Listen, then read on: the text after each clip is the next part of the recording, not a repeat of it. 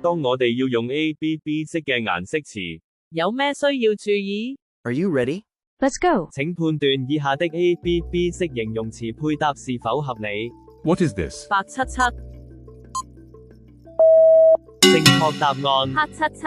What is this? 白茫茫，積雪。 What is this? 白茫茫，的草地。 What is this? 白茫茫，的草地。 What is this? 黑漆漆，的建築物。 What is this? 黑漆漆，的建築物。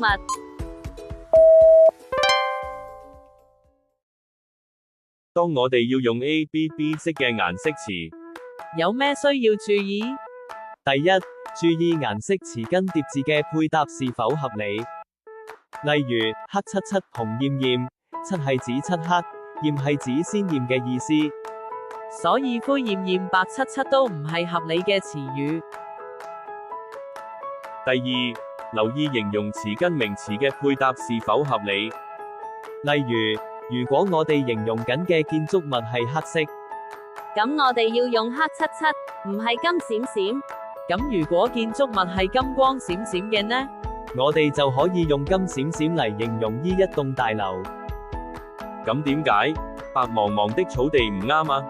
根據圖片，我哋見到嘅草地係綠色，所以係綠油油的草地。咩情況下可以用白茫茫的草地？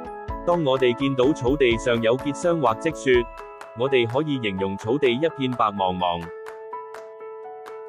我哋學咗咁多 A、B、B 式嘅顏色詞，究竟又有咩相似，有咩唔同？呢個部分，下一堂會講解。